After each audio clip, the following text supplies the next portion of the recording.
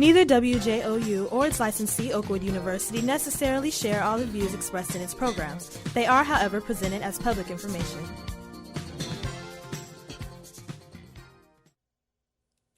Good afternoon and welcome to Second Chance. Second Chance is a weekly talk show that examines a wide range of social issues and seeks to inspire physical, emotional, social, and spiritual healing, believing that God is a God of second chances, and through faith, all things are possible.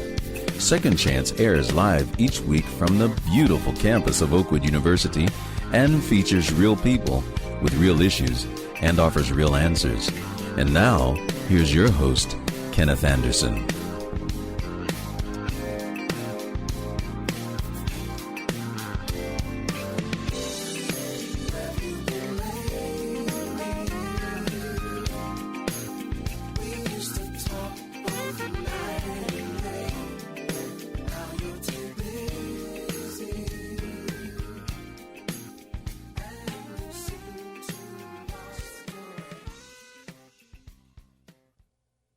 Hark the herald angels sing, glory to the newborn King.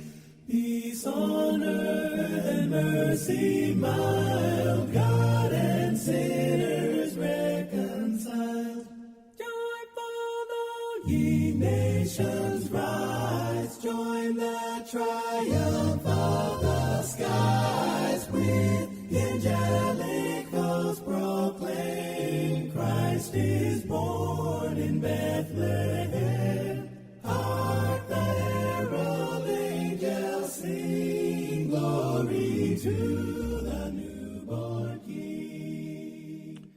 The sounds of the season continue. It is December the 26th, one day after the big day. That was Christmas on yesterday. I hope you all had a great Christmas holiday on yesterday, but I'm still in the spirit. And so I wanted to definitely start our broadcast off with the sounds of the season. Hark the Herald Angels Sing by a group that I admire and respect greatly. That group is Take Six. You may have recognized the iconic vocals that were part of that piece. And, well, you know what, folks? Look, I decided I wasn't just going to listen to the song today, but I was actually going to bring one of the founding members of the group on this broadcast today. He's none other than Claude McKnight. He's one of my favorite people because he's always so gracious in providing a platform for us to catch up with him and pick his brain on a variety of different things at any given time. And this is one of those moments. We're still in the spirit. Claude McKnight, welcome back to the Second Chance radio broadcast, my brother. Hey, man. My pleasure. Thanks for having me. How you doing, man? I'm doing very, very well. Thank you. You know, you're in transition, something that you've been in before in terms of just your physical location. And I know that you're in a period of adjustment right now. How's that process going for you? It's going well. I mean, I was thinking about moving at the end of 2019, and then COVID happened. So 2020 was a no-go. So, you know, I finally did it. I moved about 3 miles from where I was. We might say right up the street. Right to another building, but I'm in a very, very cool area in downtown Los Angeles. Yeah. How do you like living out there in LA, man? You know, it's funny. That's a question I get all the time. For me, I love it because I love the expansiveness. I have the kind of job where I don't have to drive in the crazy traffic. And I'm not a young man. And the reason I say that that's a big thing is I think when you're young and you move to a place like LA, it can swallow you up because you don't really know who you are yet. There's a lot of things that can get you off the path that hopefully you felt you were on. But I'm an older guy now and I know who I am. I know what's going on. So LA is just another city for me. I love the weather. And there's so much you can do out here on any given day. Man, look, you brought up something that I'm not going to miss the opportunity to emphasize a little bit more because I suspect, and at least I hope you're like me, that I'm at a point in my life where I have embraced the aging process. And when I say embrace the aging process, number one, it is what it is. And number two, things change as a consequence of aging. But one of the things that I know I've done is I have mentally confronted that challenge, meaning that I try to accept the realities of things and I try to somehow pace myself as a consequence of that. So I know I'm not the same athlete I was, 20, 30, 40 years ago. I know I'm not the same in terms of just my stamina. Look, I'm getting sleepy at 7 o'clock at night. When I remember back in the day, man, look, at 10 o'clock after the card game, I was ready to hit the street and take care of business. So how are you dealing with the aging process? So it's funny. It sounds like the way you're dealing with it is very mature, and you've kind of planned it out in a way that you have to go into it with some kind of aplomb. Me, on the other hand, I think I've been running into these things and being like, oh, okay, can't do that anymore. Ouch. Ooh, man, that kind of stuff. Even with this move I'm making. So I hired a couple of guys from Home Depot one afternoon, and they were young guys. And, I pride myself on being in shape. I'm strong. I lift weights and stuff. I couldn't lift these boxes and these pieces of furniture like these young dudes could. I was like, yeah, y'all have at it. I'll drink some lemonade over here. It is amazing. I mean, in truth, the reality is that there is some reflection in my journey and confronting these things, because I remember, a time, but then again, it's like I've also decided that with age comes a kind of adjustment in terms of the pace that I used to keep. So I have slowed down a little bit, which has been beneficial for me. And I think that will help me a lot. You, of course, the last time we talked, you were here for my 30th anniversary celebration of the broadcast. So we're now at year 31. This is kind of like our annual check-in in some ways as well. So thank you again for always being available. But the last time we talked, we were still in the middle of navigating the pandemic. Take 6 was not traveling. You guys have moved on now, and the new normal of adjusting to the pandemic and beginning to travel again, things have opened up a little bit. What has that experience been like for you and the guys? So it's still interesting because it has opened up a bit, but the protocols are so different from city to city, state to state, and country to country. So, you're still kind of cautiously going in. I'll give you an example. So last weekend or so, we were on a Friday, we were in Alabama, and there were no protocols in place there. On Sunday and Monday, we were in New York and had to take 3 COVID tests and a rapid test to be able to even rehearse to do the show. And then for the show itself, I had to take another test so that we'd be able to sing without masks. The whole audience had masks. And then the day after that, we were in Florida, and again, no protocols. So it's a very interesting world we're living in, because especially if you travel a lot, you don't really know from city to city, state to state, country to country, what's going to be the case. You mentioned New York, my favorite city, of course, my place of birth. You know a little something about New York as well, of course. It was the Carnegie Hall experience. I saw your post on that. I'm always amazed at the kind of travelogue that you guys have amassed over these 30 plus years of being out there on the road and doing it at such a high level. You got to talk to me, though, about the Carnegie Hall experience. I've only had the blessing of being in the audience, but what is it like to be on that stage at Carnegie Hall? So, first of all, I'll say it's amazing, the history and everything that goes with it.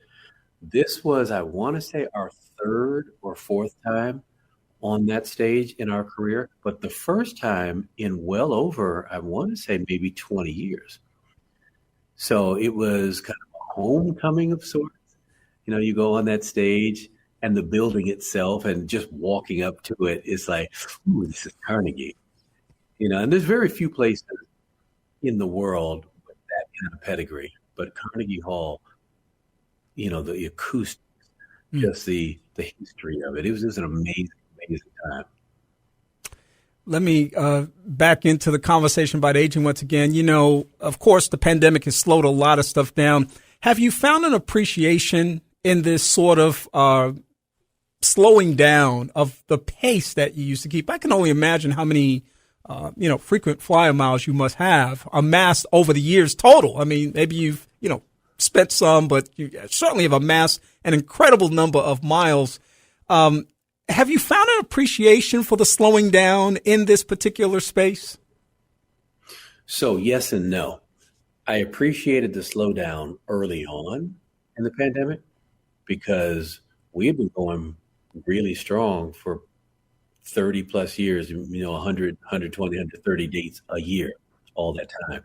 So the first couple of months, it was kind of like when you cleanse your system and you're like, ooh, okay, let me get all the bumps and the stuff out of my system. And then that dragged into 4, 5, 6 months and then a year.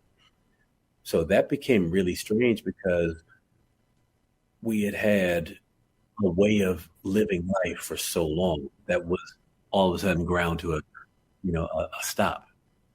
And now that we're picking back up, like the first couple of weekends where we were traveling, it was tough. I was like, whoa, we used to do this all the time.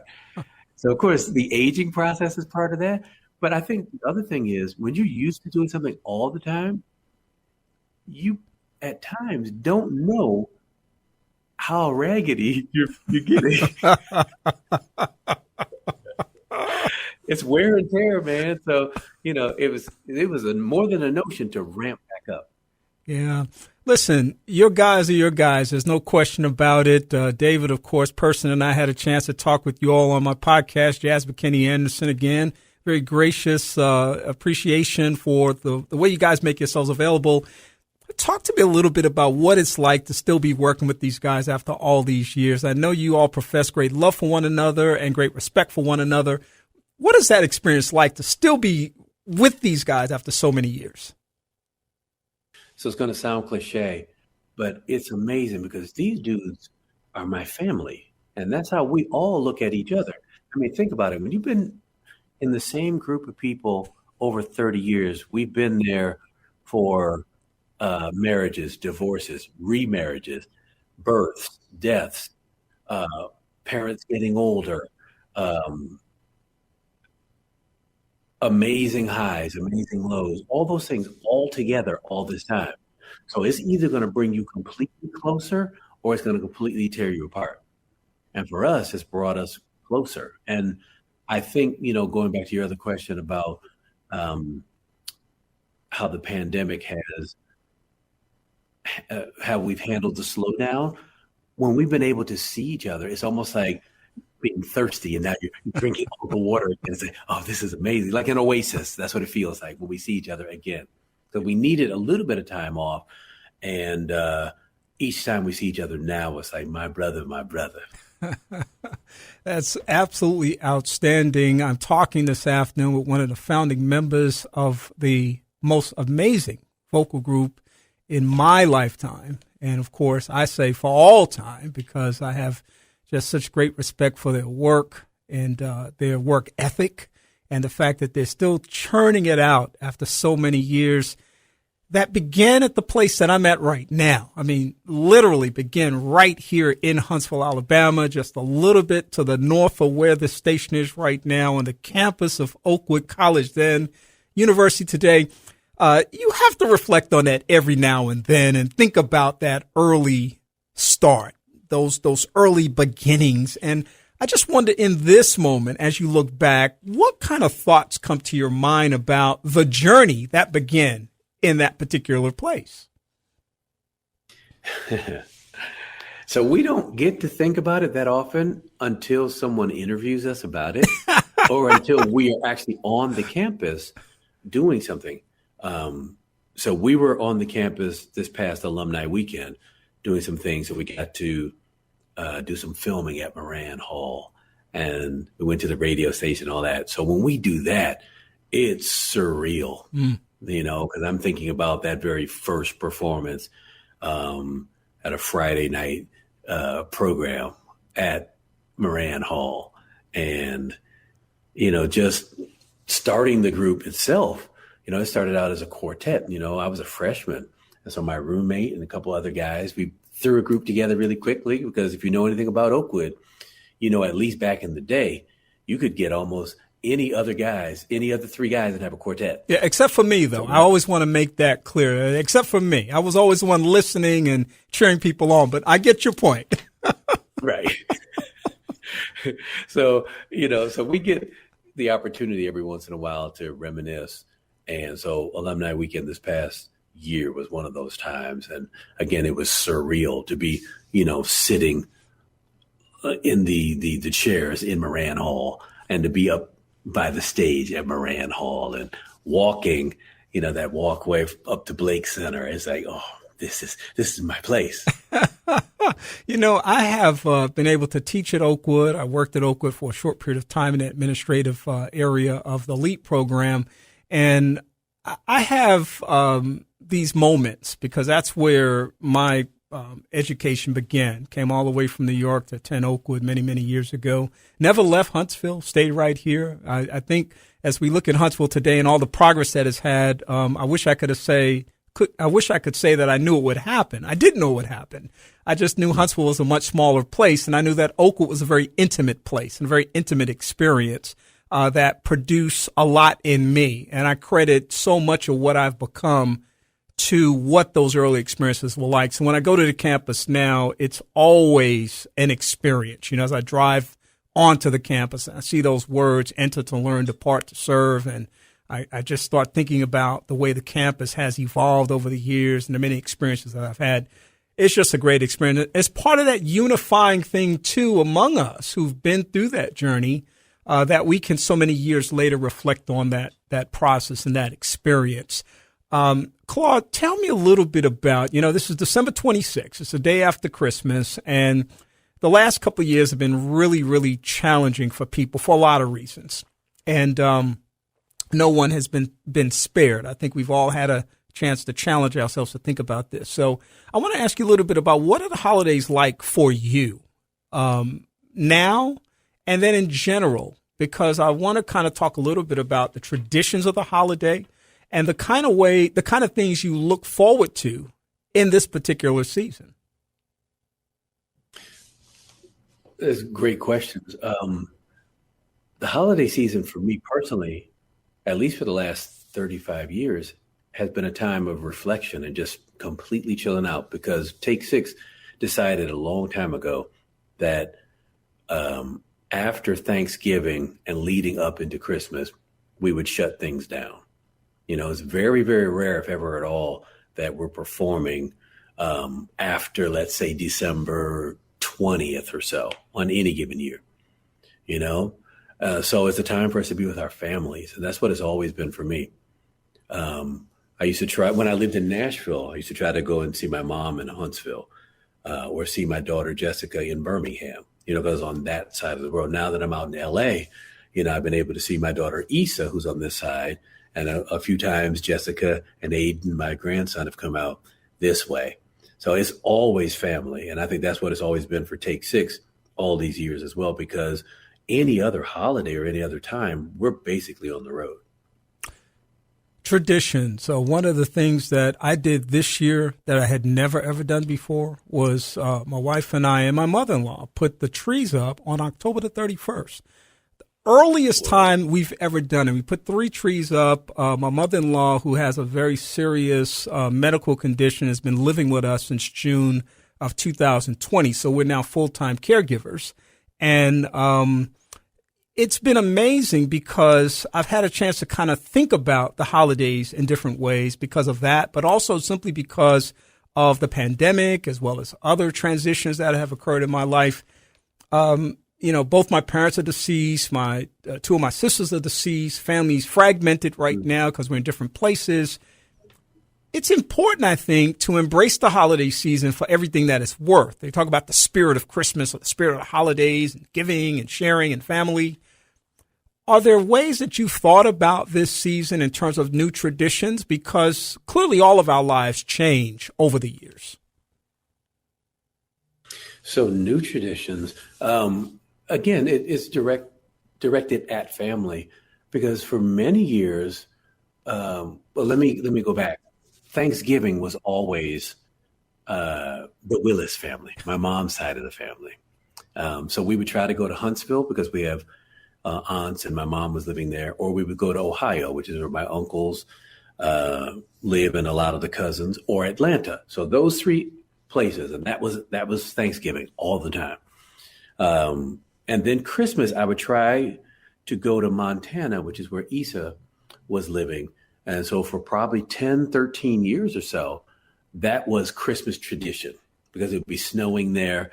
And, I'd make sure I got there Christmas Eve and Christmas Day. We wake up, we were all in our pajamas and stuff, and there'd be presents and too much food and all of that. But now that everybody's getting older and getting a little bit more spread out, trying to create new traditions. And that's happening kind of on the fly. So, now my kids are completely grown. And so dad's traditions may not quite be the ones that they want to continue having and doing. So, I have to check in with you next year and share with you what new traditions are, because I don't even know yet. Well, we will definitely check in with you to find out what's going on at that time, God willing. There's so many things about us as people that people don't always know. And of course, you have such a high profile. You've been in the public light for so many years now. Clearly people sometimes think they know you, but they don't know you, and even in my position, as a somewhat public figure working in the mayor's office, people are often fascinated when they find out things about maybe a style of music that I like, or the fact that I collect baseball cards, or, different things like that. Tell me something about Claude McKnight that nobody really knows. Wow. Well, I will say this, and this really reared its head during this whole pandemic season. I am anal when it comes to researching stuff that I want to do. Wow. Tell me about that. I will be online Googling and YouTubing, and for hours and hours and hours. If there's something I want to do, or something I want to buy, or something I don't know about, I will spend days, weeks looking at something to where I'm like an expert afterwards. And I can tell other people, yeah, this is what you do, and this is how it's done. And I didn't really know that about myself. And maybe because I didn't really have the time to do that kind of stuff before. I was always wanting to do something and then putting it off because I was like, okay, well, I got to go here, here, and here. But being in one place a lot more often now, man, I am research king. Wow, that is interesting, and that's fascinating. And I bet you've had a chance to learn so much in that process too. As you said, you've made yourself educated about various things, and now you can actually share that information with others as well. Sounds like a great experience that you had in that process. And all of us, I think, have had a chance to, in this moment, reflect on a variety of things. One of the things that I think about a lot is just gratitude, because I think in the midst of all of the chaos that is a little bit ongoing, even in some ways, even in the midst of the chaos, there's always something to be grateful for and appreciative of. And I just wonder, when you think about gratitude and what you're thankful for, what comes to your mind? Off the very top of my head, the fact that through all of this that's been going on in the last 2 years, my family has been spared. My daughter Issa had COVID, but that was for about 4 days. She doesn't have any lasting problems with it. But we have a pretty big family, especially on the Willis side, and we have older family on that side. And everybody's come through. We check with each other on a family thread every Sunday morning. So we've been very blessed, and there's a lot of gratitude going on in that space. So that's my very first thing. There's a lot of people who've been touched by this in ways that you see every day on social media, or you hear through texting or calls or whatever. And so far, my family has been spared from all of that. Yeah. One of the things that I wanted to do just before we stopped our conversation was I wanted to ask you about a couple of things. Number one, do you have a favorite Christmas movie or Christmas show? Yes. And that is? The original cartoon of How the Grinch Stole Christmas is my favorite Christmas show and favorite cartoon of all time. All right. Very good. Now, I tried this with a group of guests a couple of weeks ago, and they really struggled through this. I'm hoping that you have a better go at this, because after I realized how difficult it was for these three guests, I said I should have had a prize, a contest, incentivize it, because it was really hard. Top 5 Christmas songs of all time. Top 5 Christmas songs? Yeah. White Christmas, The Christmas Song, which is chestnuts roasting on an open fire. Have Yourself a Merry Little Christmas. Hark the Herald Angels Sing. And You're a Mean One, Mr. Grinch. And I know you like to sing bass too, don't you? I do.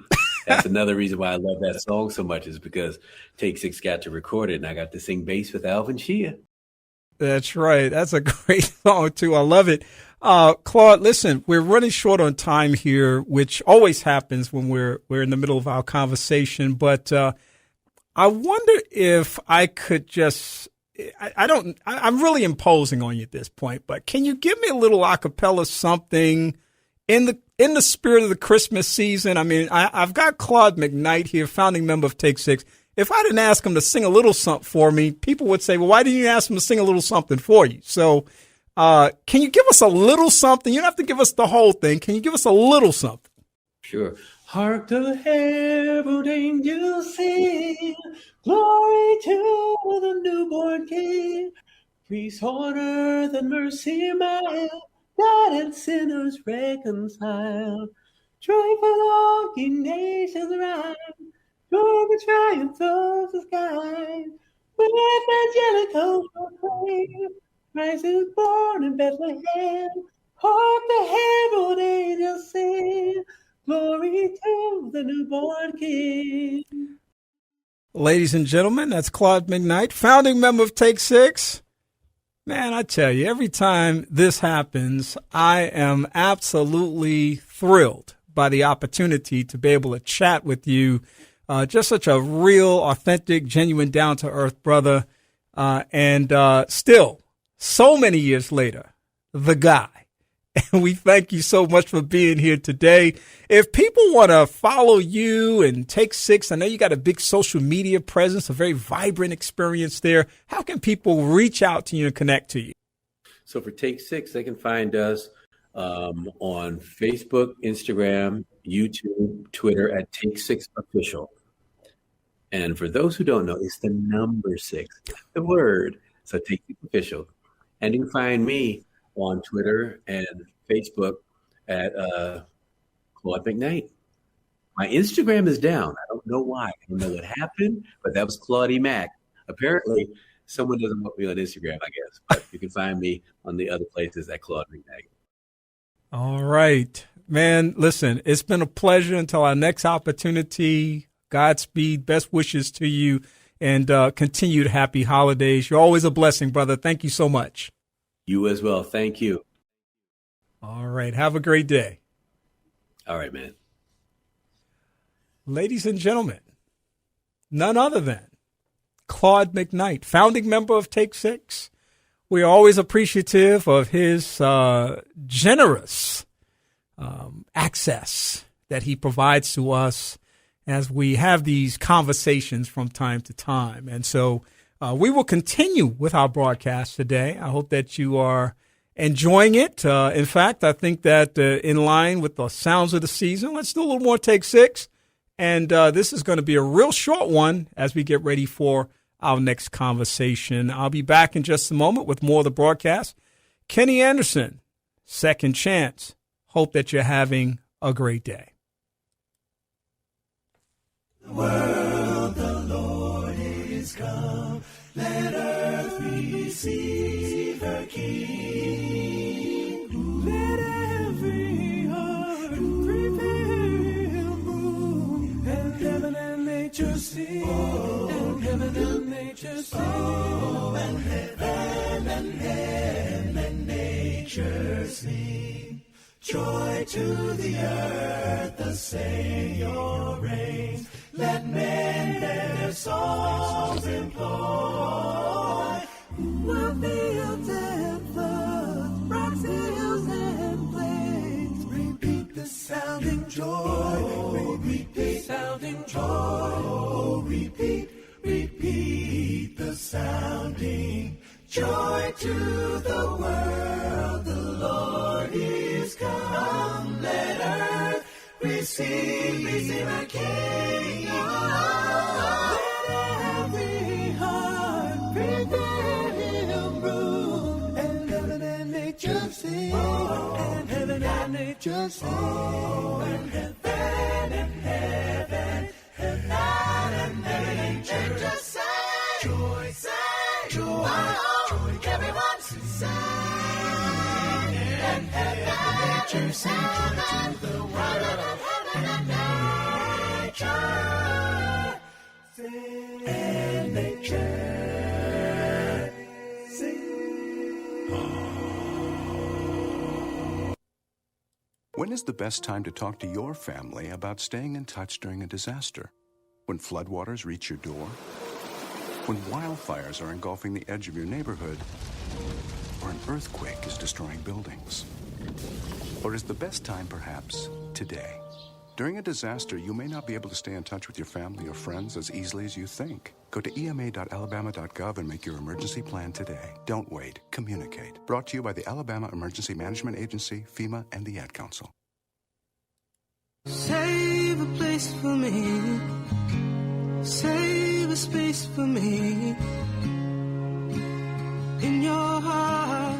Every year, the United Negro College Fund helps thousands of students go to college.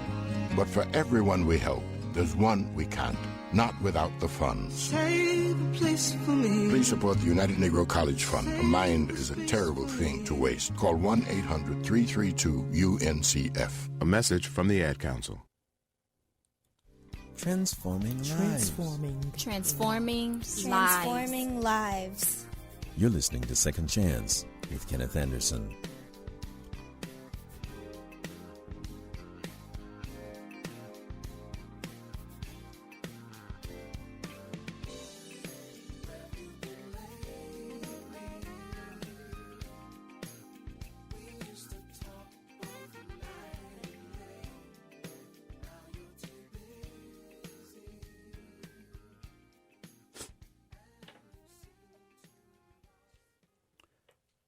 Welcome back to the broadcast.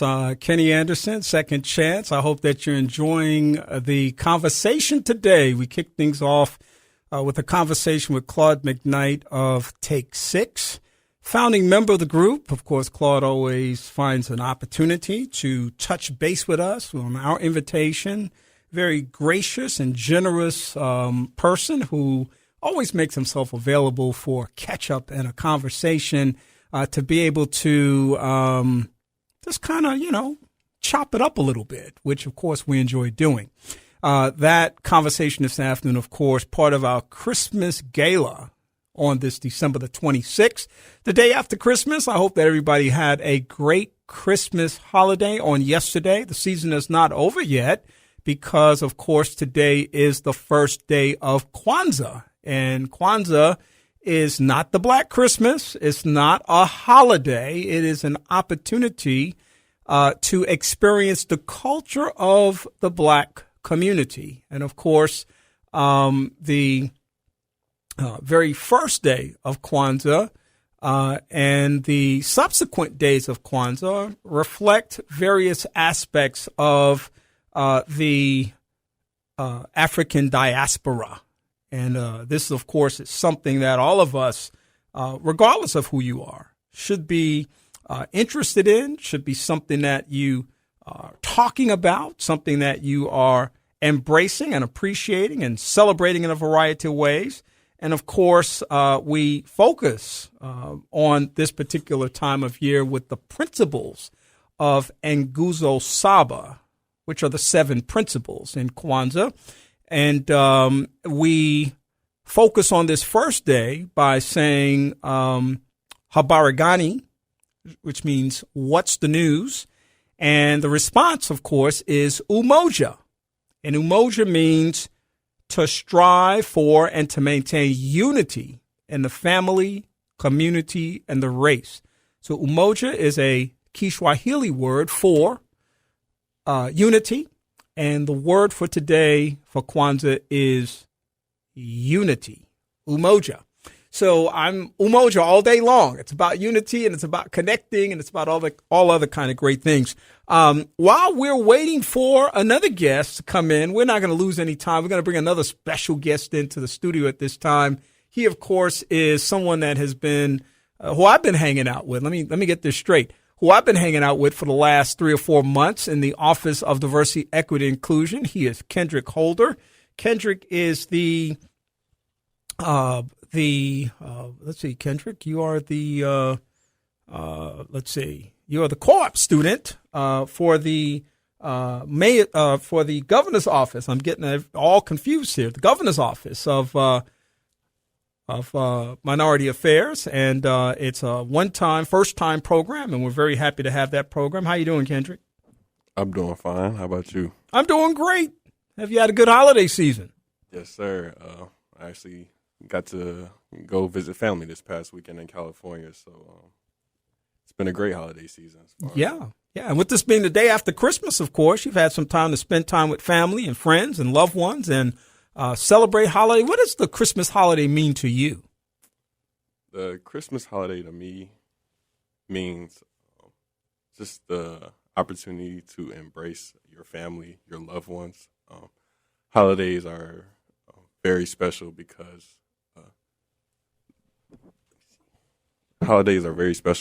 they are sort of milestones in your life, and being able to have your family and friends and your support system around you during these milestones is very important. Have you always, I'm a long way from being a kid, but I think the kid in me still pops up at Christmas time. I used to be so out of my mind by the time December 25th came. My parents had a closet in the house that they would lock stuff up in. I'd see them coming in with some bags, and I know that we had that conversation about what do you want for Christmas, and consequently, we had an opportunity to experience the joy of Christmas, but I was out of my mind by the time we got there. What is your vibe going into Christmas Day? My excitement still remains the same.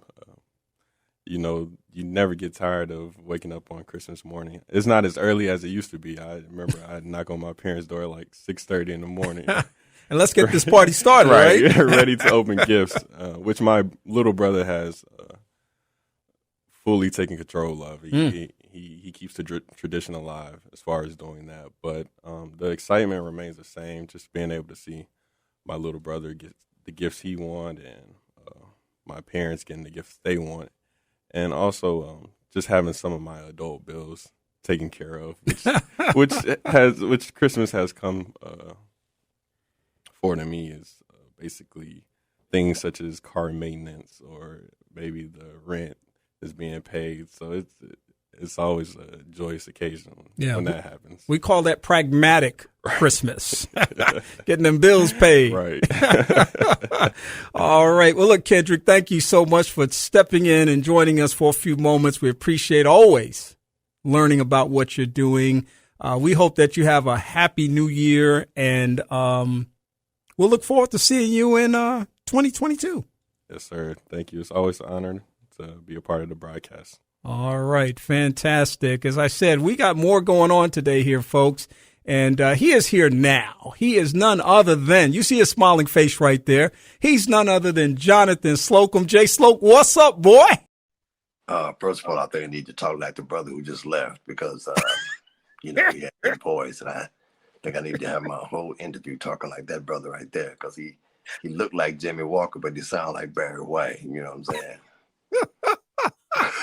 You know what? Let me tell you this, man. When you hear a voice like that and you're in radio, you kind of look over your shoulder. It's like, yo, right? What's up, man? This is my mic. You're not going to take my job. But, of course, if Kendric wants, you can have it. What's happening, man? You doing all right? Man, I'm hanging in here. I was doing an event in downtown Atlanta In fact, it was at Ebenezer Baptist Church, the historical church, man. And the traffic, and I was trying to get here. It was just crazy. So I apologize for being late.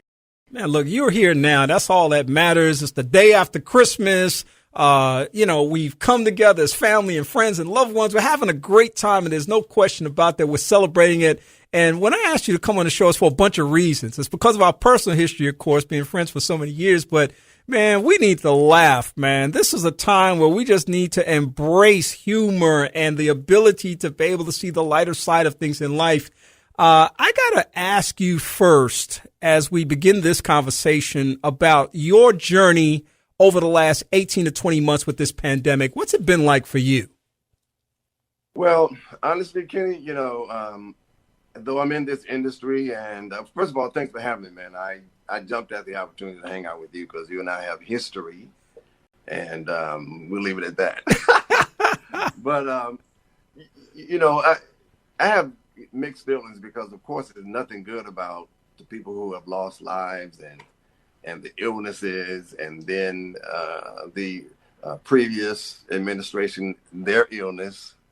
But for me, being a comedian and being able to provide, humor and comedy and laughter has been a blessing in that people have and are very despondent over all of this.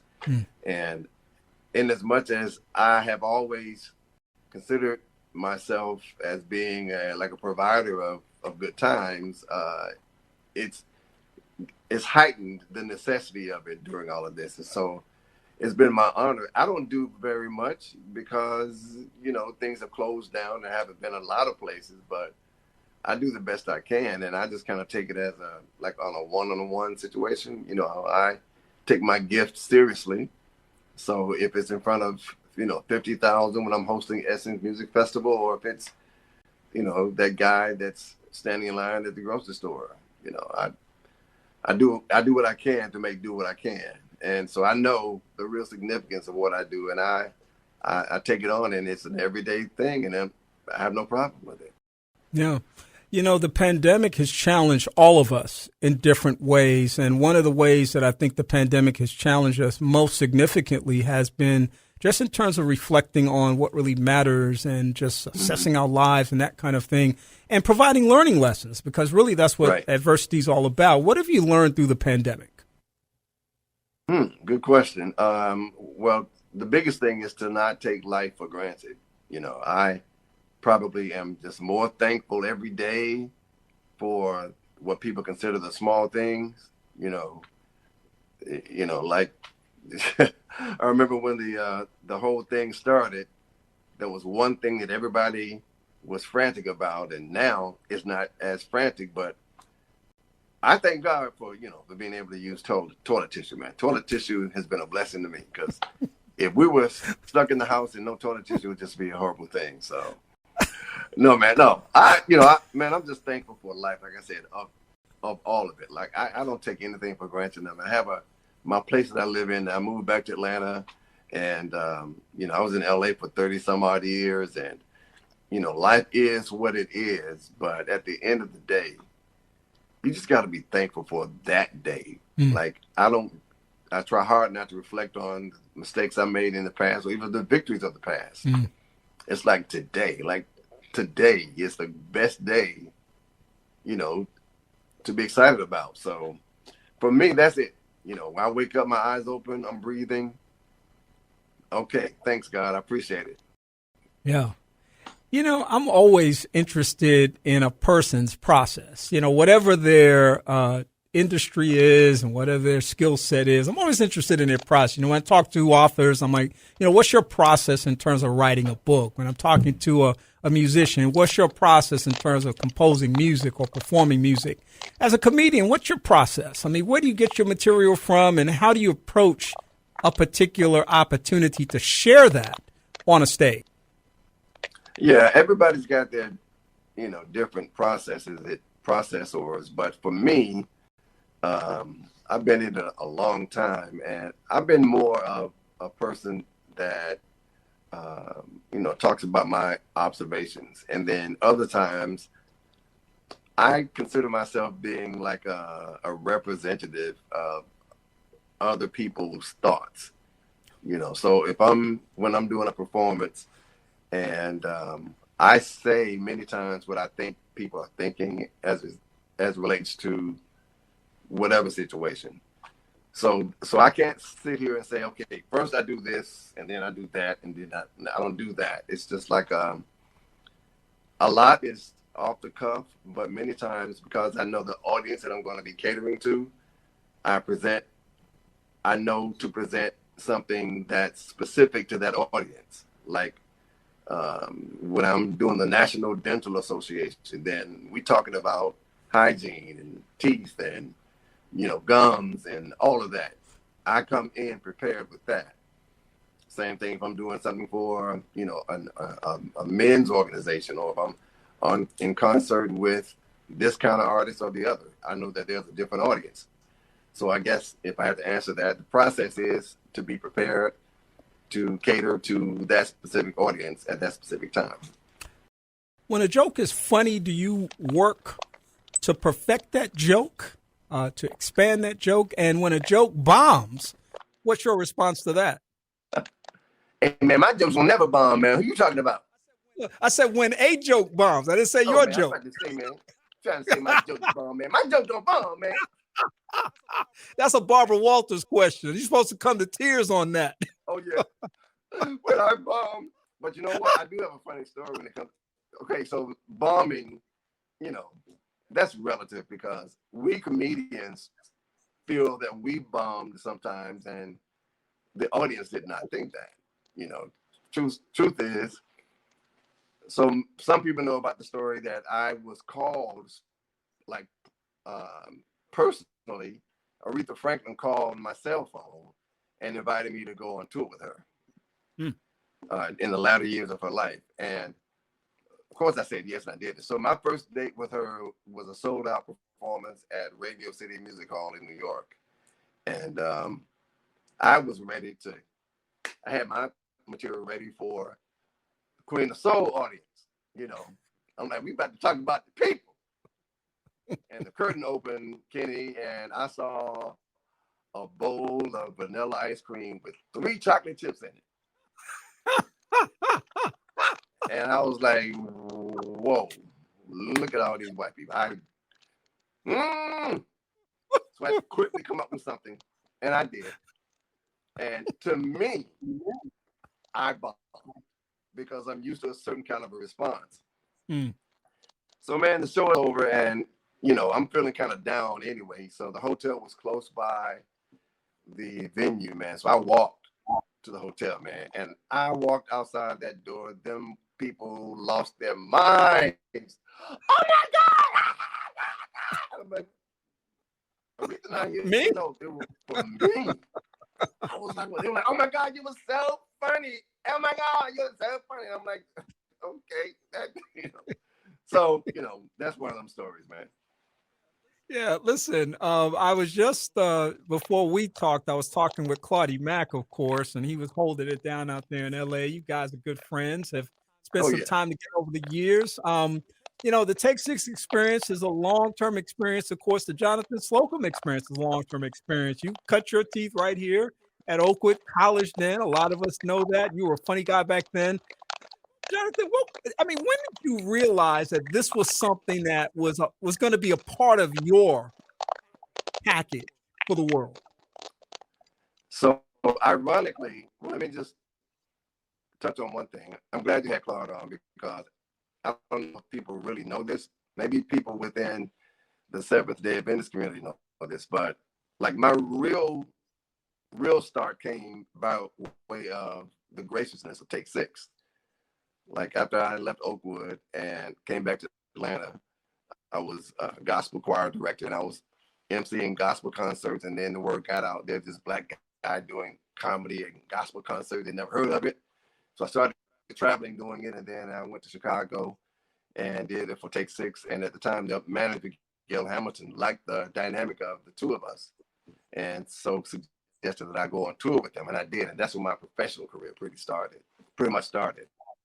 But as far as me knowing I was going to do this, I did not know that I was going to be doing this. First of all, I was always funny, but I was never the class clown. I was always voted most humorous. That's different from being the class clown. And I did that on every level of education, from elementary, high school, and college. But the one thing that stands out happened actually at Oakwood. It had me to think I might be doing something with this. I still didn't know what, but I knew I had something. So I had come to Oakwood by surprise on a 2-year scholarship provided by the great Dr. Calvin Rock, my man. Shout out to my president. So I was there for 2 years, but you know, in my heart, I wanted to stay more than 2 years. But when the 2 years up, you got to go. So on my last night, I was packing ready to go, but I was invited by Cunningham Hall. That was a girls' dorm at that time, to come and have worship with them for my last night. I said, you know, okay, I'm expecting some gags or whatever. So I go there and I enjoy myself. I'm ready to give my goodbyes. And at the end, they called me up to the front and they said, we hear you're leaving tomorrow. And, you know, we don't want to see you go. And she started shedding some tears. She says, so what we did was, and then 2 ladies came down the center aisle with an outdoor garbage can. And the student body went ahead and collectively took up money to keep me there for 2 more years. Wow. Yeah, I don't know if you even knew about that, but yeah, they collected money for me to stay 2 more years. And so people were transferring money from their account to my account, and there was some testimonial letters. I remember this one young lady, there was a letter sent by her mother. Apparently her daughter worked in the caf, and she had really extreme low self-esteem issues. But every morning, me being me, I say something to her, called her beautiful, make her smile. And she was like, she called her mom and said, Jonathan can't go. I got to do something.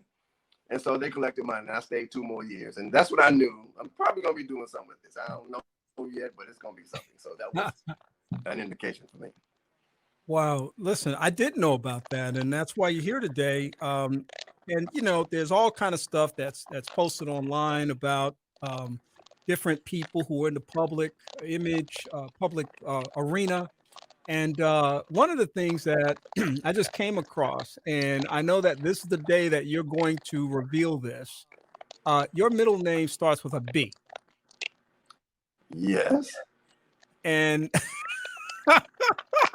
and in this article that I read, it said that you will never, ever reveal what that means. Now, this is what I want you to think about for a minute, Jonathan.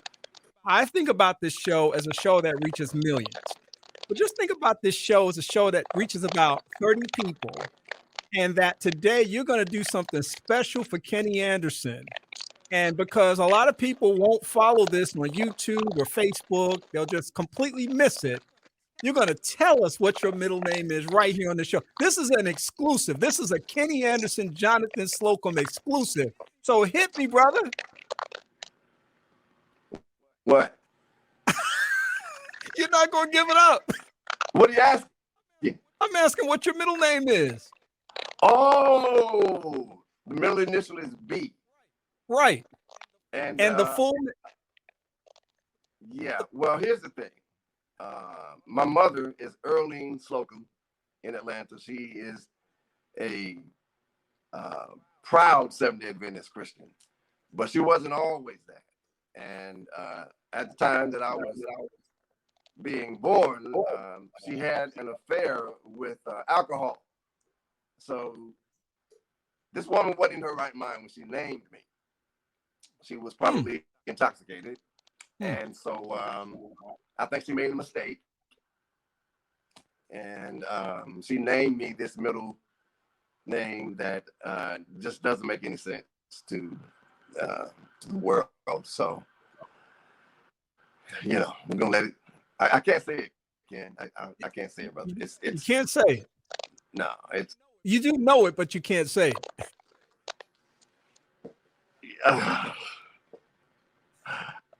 This is, man, you messed me up, Kenny, because, see, here's the thing.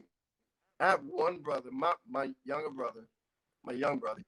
His name is so amazing. His name is David Levias Slocumb. That's so beautiful. My sister is Belinda Gail Slocumb. Mm-hmm. And then I don't know how they came up with my name. Uh-huh. Well, let me say this. I'm thankful that I have this name because the alternatives were worse. Because I share a birthday with a famous president, my name could have been, please welcome to the stage, Abraham Lincoln Slocumb. That would have been jacked up. Jonathan Slocumb is with us this afternoon. Brother, can you give me another 5 to 10 minutes, man, on the other side of this short break? I gotta keep you for just a couple. I got a couple more things I need to ask you, if that's okay with you. Hold tight for just a moment. Jonathan is going to stay with us for just a few more moments. I got to do a couple of quick things, though, here so that we can make sure that you guys know what's going on. And, of course, I'm Kenny Anderson. The broadcast is Second Chance. 31 years and counting, folks. We, of course, are excited to be here on our special December 26th show, the day after Christmas, the first day of Kwanzaa. And we'll be back in just a moment with Jonathan Slocumb right after this. Why do we say praise 90.1 FM? Because the blessing is in the praise.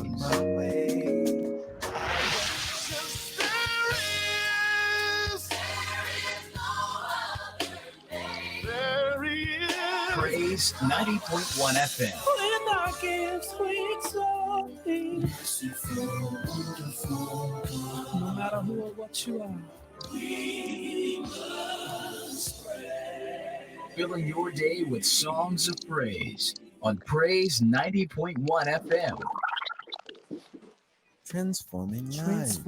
Transforming lives.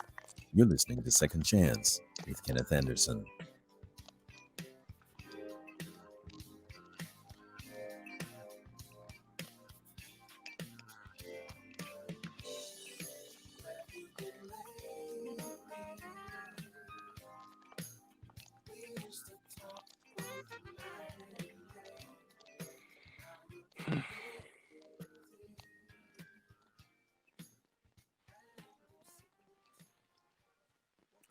Welcome back to the broadcast. It's Second Chance. It is the day after Christmas, which means it's the first day of Kwanzaa. Habarigani. The response is Umoja. Umoja means unity. And for the next 7 days, we'll be honoring each of those 7 principles. And I say we, of course, I'm going to be doing it on my social media postings and more. And I hope that you'll join me in acknowledging this cultural experience. It's not the Black Christmas. I know that's what people call it, but that's not what it is. It is a time for cultural pride and cultural unity. And of course, this is a good time to have what I consider to be one of the funniest guys that I know. He's none other than Jonathan Slocumb.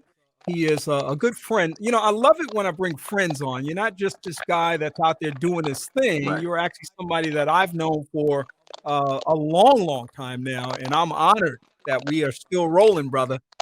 Absolutely. I am too, man. And every time I see you doing your thing, ladies and gentlemen, he's talking about me and my middle name. Let's talk about him for a second. Like what you see today was developed through the years because this brother used to be square and corny. I mean, the swag you have today, I mean, it must have marinated through the years because you did not have swag in the late or early 80s. You know, hey, brother. Some people know, right? Huh? Some people know, right? It wasn't there. Some people do know. Yes, sir. Yeah. Well, it was from hanging around and observing really cool dudes like you and others that I just let a few things rub off on me, and finally it caught up to me over the years. So I'm happy about that. I wanted to ask you this: what do you want the legacy of Jonathan Slocumb to be? Wow, man, you're asking the best questions. So I don't like. Okay, it's not coincidence or irony, but when COVID hit and things were changing, and my son turned, he's now 18. Yeah, I started late. Don't judge me. My time in LA, it was over because I didn't really do LA. I was there because I was married to my ex-wife, who's an amazing person, and I fathered a super talented, gifted son. So as he got older, the need for pops to do this and that was diminishing. So COVID came, work was less. So I said, I'm gonna go back to Atlanta because Atlanta is turning into quite a metropolis for opportunities and, entertainment, which is what I do.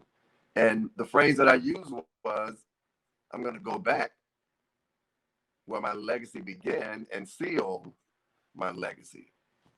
So I was hesitant about accepting this, what people keep putting in my face, this legendary status, until one day God just told me, okay, I made you a legend on purpose, so live in it. And I since found out that there are many, many, many testimonials about what I've done to impact the lives and of people who was considered laymen and A-list celebrities have even said how they've watched me through the years. So the legacy is that I have been able to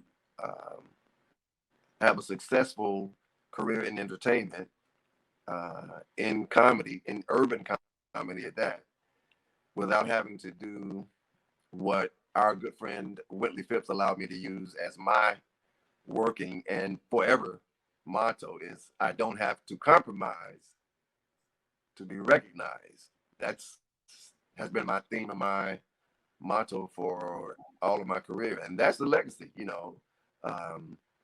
There are a few examples of people who can provide comedy and entertainment without being offensive, without degrading women, without being negative, and an overt acknowledgement of who my Lord and Savior is, and that's why the legacy is. If you ask anybody about Jonathan Slocumb, that's, oh yeah, that's the guy that's the clean guy, the funny guy, the guy who dresses nice, the guy who respects women, the guy who's pro-black, the guy, all those things represent who I am, and so that's why the legacy is what it is.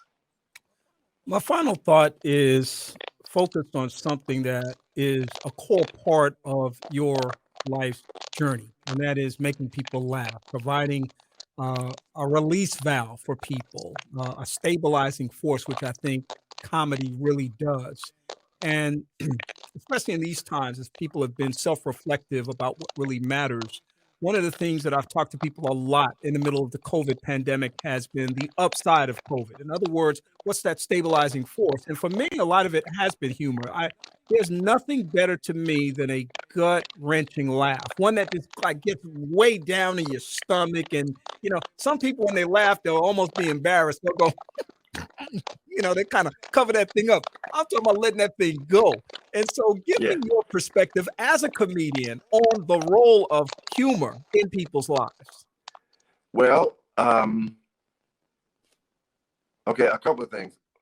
One is what the Bible says, that laughter doeth good like a medicine. That's what the Bible said. And then fast forward to medical professionals who confirm that laughter really does make you feel better. Like the intake of oxygen and the way your face muscles are exercised, it's imperative. And that's why I tell people consistently on a daily basis, find something to laugh about. I don't like people who laugh at things, but find something that you find funny, whether it be life or, something that you like to watch on television or listen to on the, on the radio or podcast. You have to do it daily.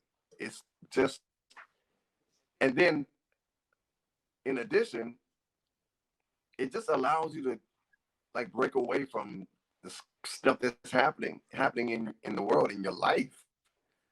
It's that one spot, that one time you can just be void of negativity and, and then find the comedy or the whatever it is that's for you. I am constantly questioned about other comedians' material and choice of words, meaning the ones that they call dirty. And I'm quick to say, don't ever say another word about that comedian, ever. Don't talk, find what you want. If you don't like that, then don't listen, don't patronize, don't support. Let it go. Find who speaks to you and find who speaks representative of you. If you like clean comedy, I got you. Sinbad got you. There are several others. We got you. But don't let them, because they have an audience. There are people who, Kenny, they want to hear hardcore, state nasty. That's their life, and there are those who don't mind that. Mm-hmm. Find what suits you and make it a daily practice. I love it. Jonathan Slocumb, what a pleasure and honor to have you as my post-Christmas show guest. I am so appreciative. Hey, Kenny, you know what? I got to say this. Since, Christmas was yesterday, I just want to say I hope that there was somebody out here listening or watching, I hope you didn't have no fruitcake. Like, fruitcake to me is of the devil. I think Satan invented fruitcake. There's nothing good about fruitcake. It only surfaces at this time of the year. I want to bind the spirit of fruitcake. I don't know who decided that there's something good for it. That is the nastiest stuff. And I bet you, Kenny, after this broadcast, my sister Donna Green Goodman gonna come up. I know my fruitcake. You like my fruitcake? Because Donna Green Goodman thinks everything. Like, she thinks she can make ham or pork, anything. I mean, anything. Donna, don't call me. I hate fruitcake. That's all I want to say, Kenny. And the nerve of people to think they can give it to somebody as a gift. Brother, I mean, can you just insult somebody better than that? No, that's the greatest insult. Hey, I love you.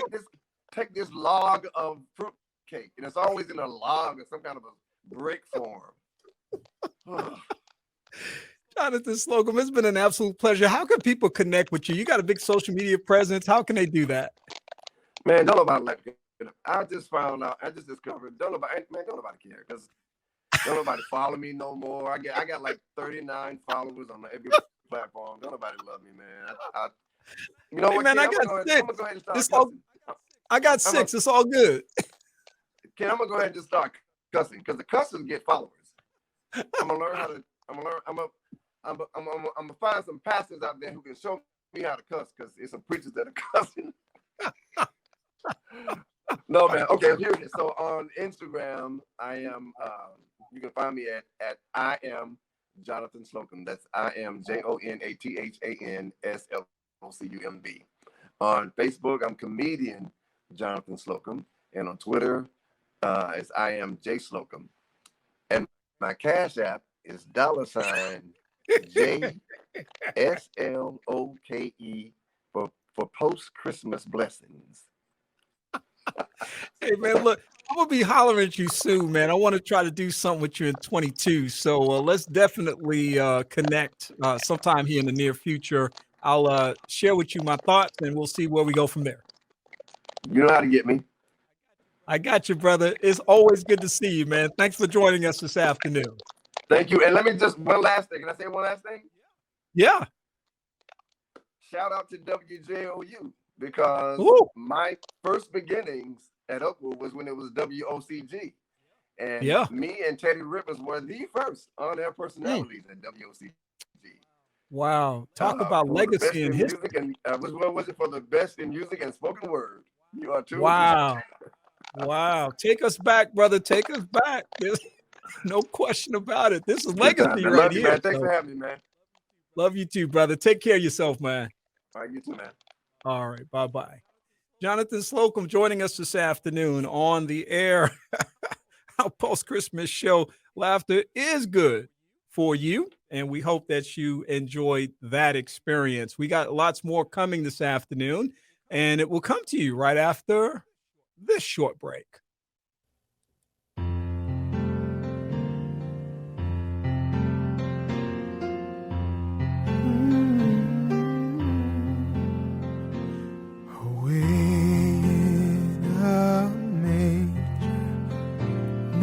Crib for a bed,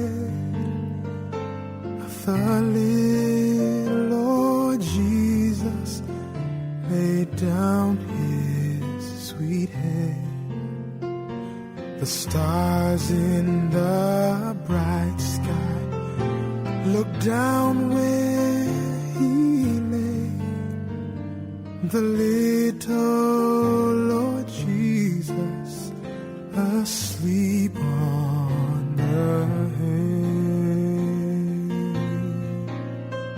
Ooh, the cattle are lowing, the baby awakes, but little Lord Jesus, no crying he makes. I love thee, Lord Jesus. Look down from the sky and stay by my cradle till morning is nigh.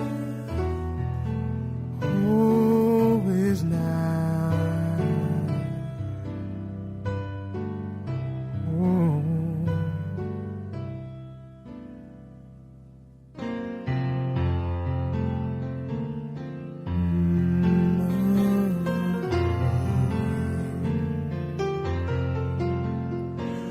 Be near me, Lord Jesus.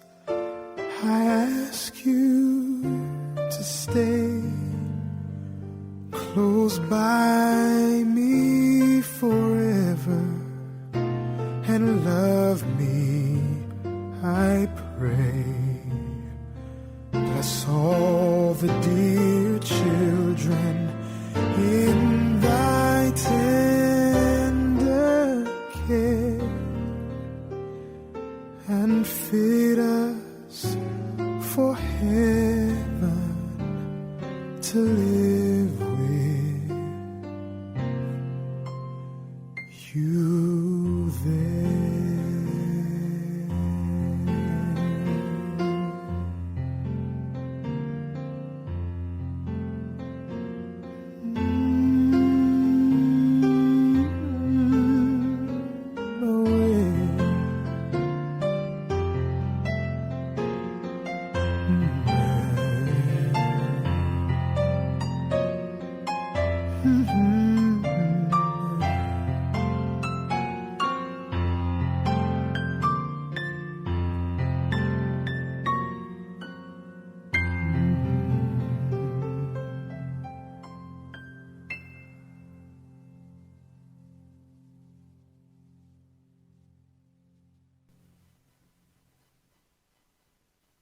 Transforming lives. Transforming lives. You're listening to Second Chance with Kenneth Anderson.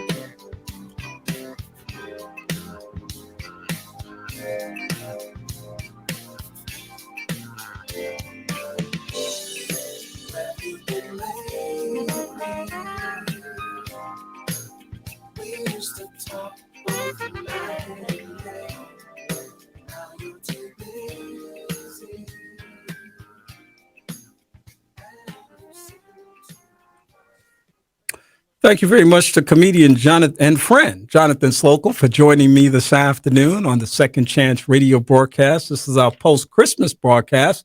And of course, we've got lots and lots of stuff that's going on this afternoon, and we're very appreciative of that. Our next guest is Travion Crutcher. He is a former member of a local organization called the Men of Tomorrow, which is part of the 100 Black Men Greater Huntsville chapter. He's gone on to bigger and better things now, and I thought that this would be a great time to catch up with him and find out what's going on with him. Trey, how you doing, brother? Hey, I'm good, Mr. Anderson. How are you? I'm doing absolutely fantastic. It is great to see you, and I know I often see you on social media posts for all the right reasons. Let me make that nice and clear. All the right reasons. You're earning another scholarship. You're a member of the band. You are having leadership roles and speaking at conferences and all kinds of other great things that are happening with you.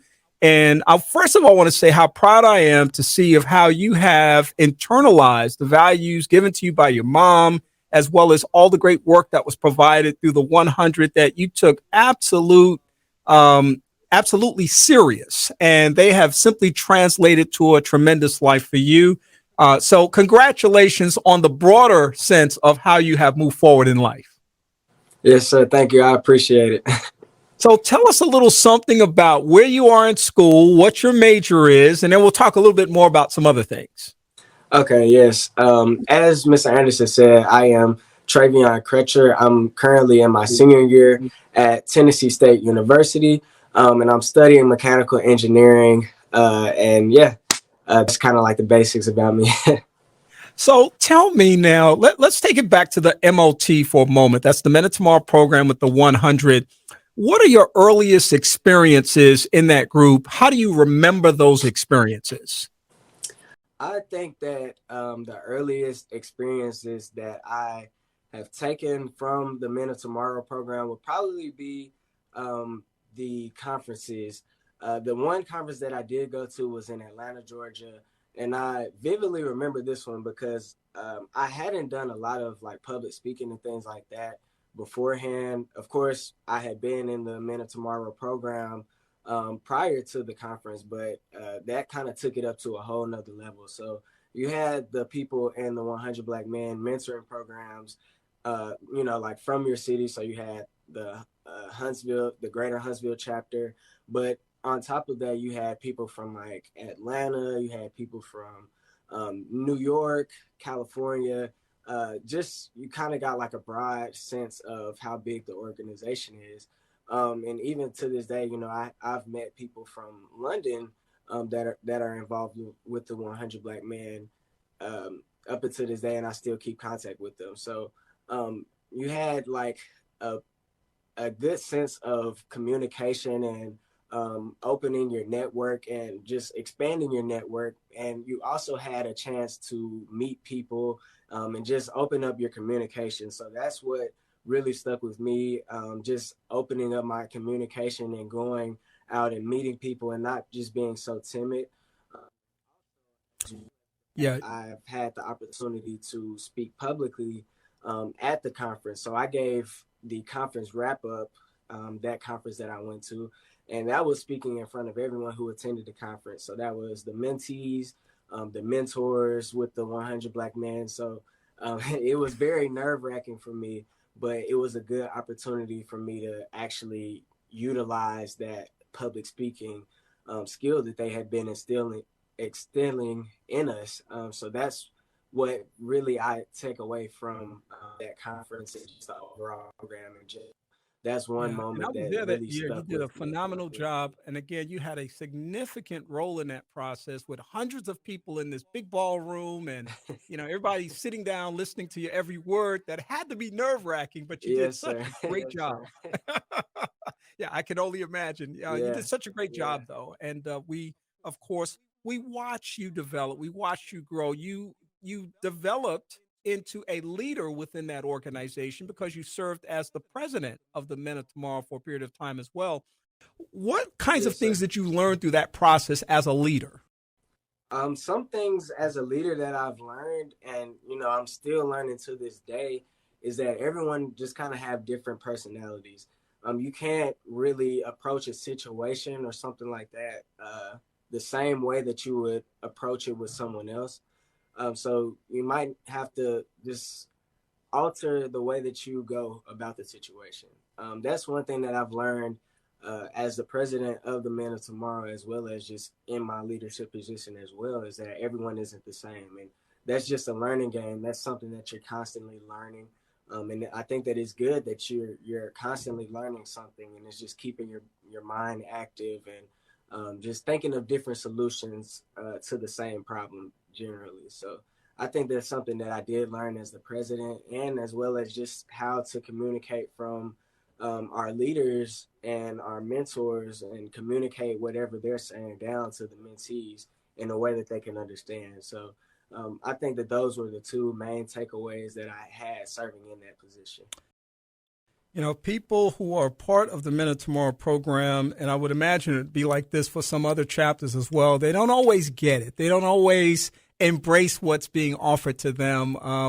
And I'm not saying that they don't want to be there. I mean, maybe there are a couple that don't want to be there, but I'm just saying that a lot of times the energy is misguided, it's misdirected, and it's hard for a young person sometimes to be in a new environment, to be surrounded by these people that are saying, we want to help you, we want to support you. It's like, what does this mean? And how do you really manage this? And you've managed it quite well. I mean, you found yourself in a position where you were really beginning to benefit from that, where now that you're moving through the high school experience, you're about to graduate, now you're finding yourself in a position to earn scholarships and all kinds of opportunities to go to college. Talk about your preparation process in order to position yourself in order to take advantage of the things that you were being exposed to. So I think that I know for sure that the Greater Huntsville chapter of Men of Tomorrow, they really took pride in exposing us to, like those career fairs and those college fairs, just to be able to prepare us, because whether we like it or not, all kids have to grow up. That's just the reality of life. So even if you think that, college might not be for me, I might want to go to like the military or something like that. The Men of Tomorrow really like took a step for you, just to kind of like, hey, they could say, bring in someone from the Army to recruit people. Even if that's not necessarily what you would want to do, you still have that option, and you still get to hear, about all the cool things that the Army are doing. It doesn't necessarily have to be, like, oh, I'm becoming a soldier. I didn't even know this, but the Army has various different jobs. And even for me, like me being a mechanical engineer, I could go into the Army and have a job there as well. So, that's just some things that us as kids, we might not necessarily think about, or we might just not be knowledgeable about. So they give that opportunity for us. And like I said, as well as like the college fairs, just getting us exposed to those colleges in the surrounding area of Huntsville, as well as different colleges. Like me, I'm going to Tennessee State now. Even though it's in Tennessee, it's still only an hour and a half up I-65, right? So, they just give us experience and exposure to that as well. And like I said, with career fairs, just kind of giving us insight onto what we like, what we don't like, what we could see ourselves doing.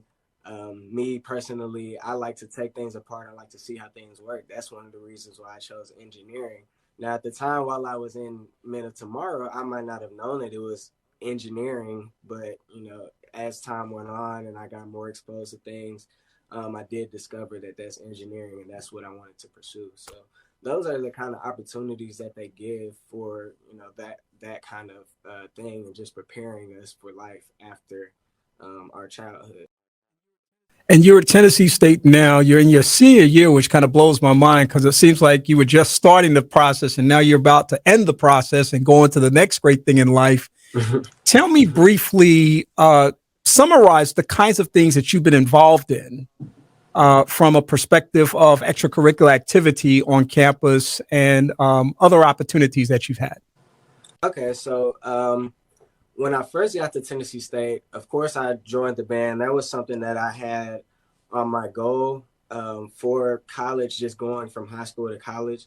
That was something that I already knew that I wanted to do, just because I love all things music, especially going to a historically Black college and university. I knew that I had to be in the band. So that was one of the first things that I did when I got here. A little later, my freshman year, I actually started, I was one of the founders for this organization that kind of took the same ideals as the Men of Tomorrow mentoring program, except it was for a peer-to-peer mentoring program. So you would have your college freshmen who are coming in, you're new to college, you don't really know what to do. You might kind of be lost on where class is, or you might be lost on who to speak to for a situation. That mentoring program was guided just for, those freshmen to be able to have someone who has been in their shoes at one point and be able to offer assistance and help for them. So that program, it was called Rites of Passage. And it was through our organization, the Men's Initiative here at Tennessee State. And we had a lot of, I guess, like African roots with that organization. A lot of the things that we did were like African rituals through the rites of passage. So that's what we founded it on. So that was a good organization as well. Like I said, it was a lot of peer-to-peer mentoring. So people who were 1 year older or 1 year younger than you. And that was a good organization. And then I also did join the Collegiate 100, which is the collegiate level of the Men of Tomorrow, or 100 Black Men. That's, like I said, it's the same principles as the Men of Tomorrow, just on a collegiate level. That's also a peer-to-peer mentor as well. And then on top of that, we also had those instances where we would go and like mentor with the younger students as well. And I made that a prominent thing for me to join because I know personally, with me being in the Men of Tomorrow, we had the Collegiate 100 from Alabama A&M come in and speak with us sometimes about, how we could get into college or what steps to take once we do get to college. And that was very impactful for me. So I made the goal for myself to, when I got to that point, that I would join that organization as well so that I could go out and do the same exact thing that was poured into me. So that was one of the reasons why I made that a big thing for me to join Collegiate 100 so that I could give back. So those are like the few things I would say really kind of made me the person that I am today and helped me in my leadership aspect, as well as just being able to give back to the community and give back to those youth that might not have the opportunities that other youth might have, and just be able to provide for them. That is awesome. And this is so unfair. You have 30 seconds, but I know you want to celebrate your mom because she's been such an important force in your life. I got to give you 30 seconds to do that. Yes, sir. Yeah. I really do appreciate my mom. It's really just been me and her my entire life. So everything that she did, everything that she had me involved with, and all the sacrifices that she made, it does not go unnoticed. And I really do appreciate her for doing all of that. And that's one of the reasons why I'm as successful as I am today. So I appreciate it, Mom. Travion Crutcher, look, man, this has been amazing. Again, the day after Christmas, we're celebrating the start of Kwanzaa today and all of the great success that you, of course, have had. And in a moment of all these different kind of things going on, you've taken time out to be with us today. So thank you very much for the time you've given me, and continued best wishes on the march towards graduation. Yes, sir. Thank you. I appreciate it. All right. Take care of yourself, man. Thanks, Mr. Kenny. You too. All right. Travion Crutcher joining us this afternoon from the campus of Tennessee State University. And of course, he will be back in the Huntsville community very, very soon, celebrating the holidays and more. We're going to be back in just a moment with more. And I got a big guest coming up. They've all been big guests today, but I got a big guest coming up, and we're looking forward to talking to him in just a moment.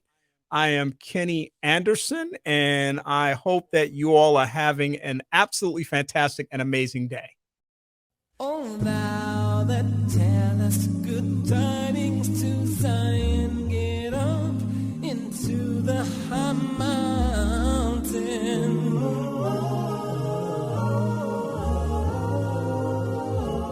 Oh, thou that tellest good tidings to Zion, get up into the high mountain. Oh, thou that tellest good tidings to Jerusalem, arise. The glory of the Lord.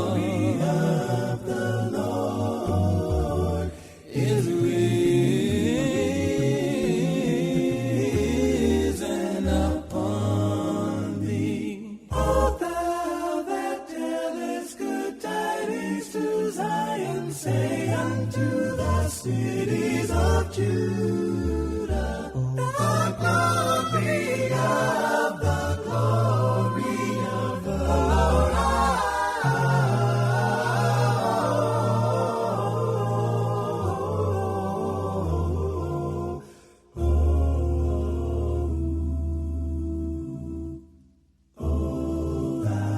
that telleth good tidings to Zion, get up into the high mountain.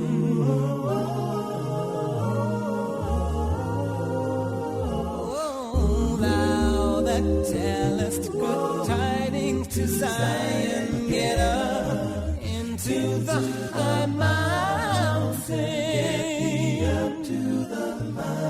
Oh, thou that tellest good tidings to Jerusalem, arise. The glory of the Lord is risen. The glory of the Lord. The glory of the Lord. Glory.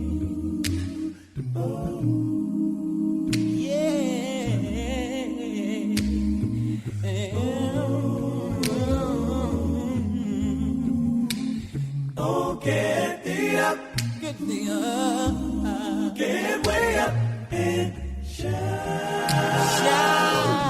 about. Oh, get thee up.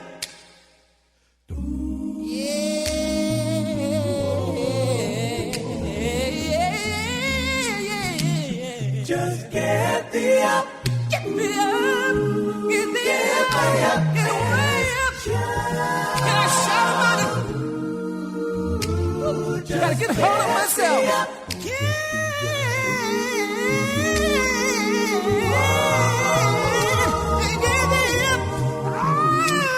Just get thee up. No, I'm gonna get up and talk about it. Get the line. All you got, just get thee up. Can't say no more about it, man. Tell a neighbor, tell a friend, tell anyone that they comprehend. Just get thee up. Transforming lives. Transforming lives. You're listening to Second Chance with Kenneth Anderson.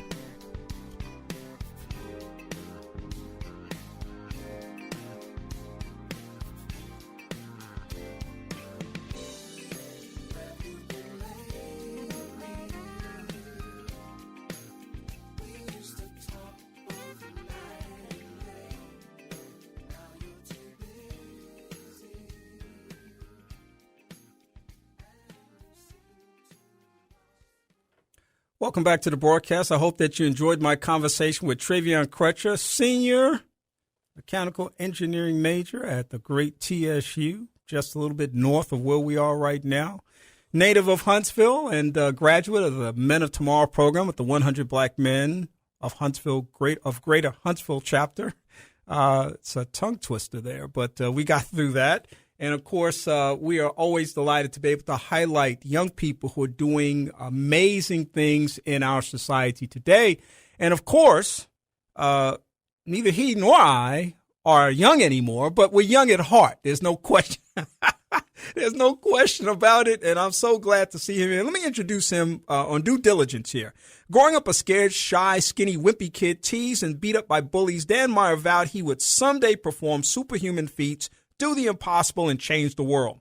Today, Dan defies death with a smile, mixing danger, laughter, swords, and fun while inspiring audiences to do the impossible in their lives. Dan's unique skills and family shows have wowed audiences in over 50 countries around the world, earning him worldwide acclaim for his death-defying feats and the title of world's top sword swallower by Ripley's Believe It or Not.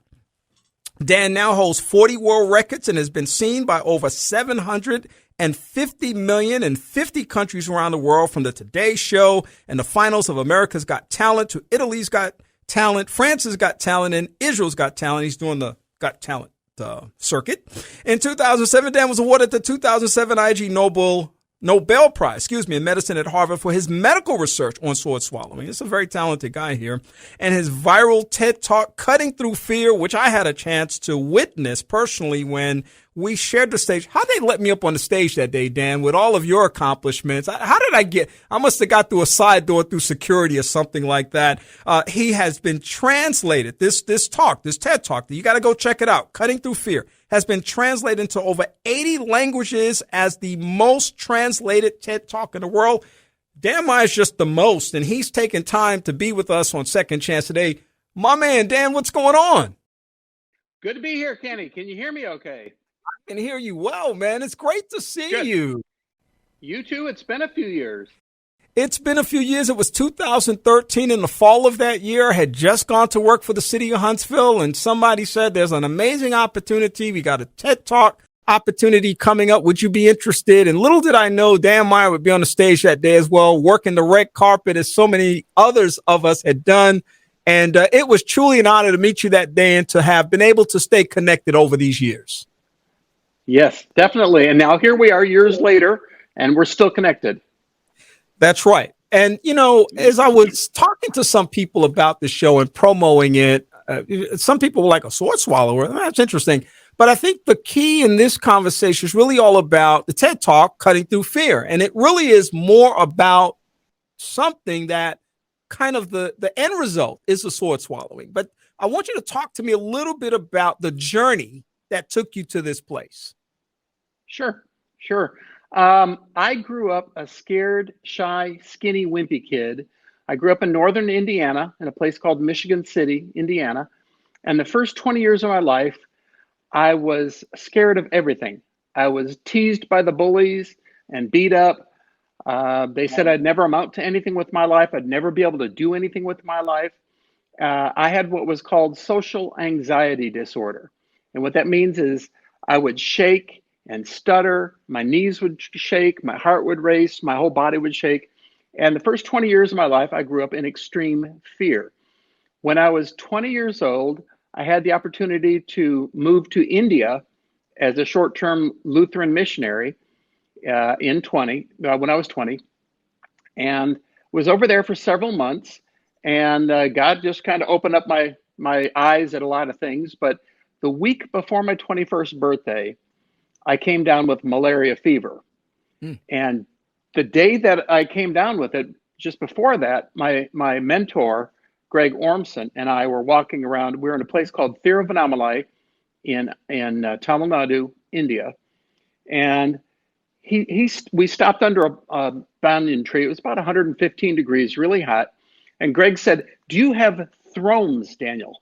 And I said, "Thrones? What are thrones?" And he said, "Thrones are like a bucket list. Like if you could go any place you want to go, do anything you want to do, be anyone you wanted to be, where would you go? What would you do? Who would you be?" And I said, "Oh, no, man, I can't do that. I'm too scared. I've got too many fears." That night, I went to bed thinking about thrones. It was only a few days before my 21st birthday. And I thought about, what do I want to do with my life? If I could do anything with my life, what do I want to do? And later that night, I woke up in the middle of the night. My heart was racing. My knees were shaking. My heart was racing. But this time it was not fear. I had 105-degree malaria fever. It lasted for about 5 days. For the next 5 days, I was in and out of consciousness, on my deathbed, fighting for my life, my brain burning up with 105-degree fever. And whenever I was conscious, all I could think about was thrones, what I wanted to do with my life. And finally, the night before my 21st birthday, April 6th, in a moment of clarity, the fever broke. And I thought, you know what? That little tiny mosquito that bit me, Anopheles stevensii, weighs less than a half a grain of salt, less than 5 micrograms. If that can take me out, that was my kryptonite.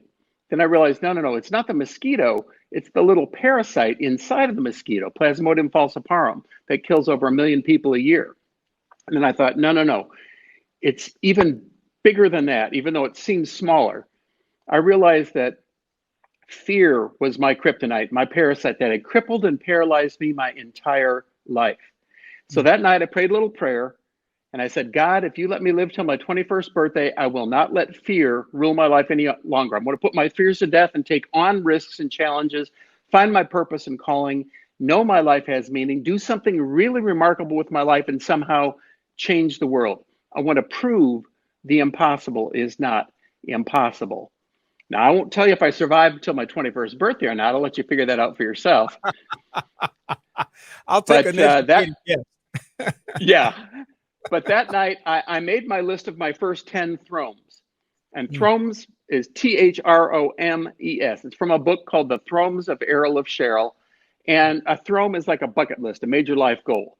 So I decided I wanted to visit all the major continents, live on a ship in the ocean, live on a deserted island, see the 7 wonders of the world, live with a tribe of Indians in the Amazon, work with a circus, climb to the top of the highest mountain in Sweden, jump out of an airplane and see Mount Everest at sunrise. I think that was all of them. There might have been a couple more.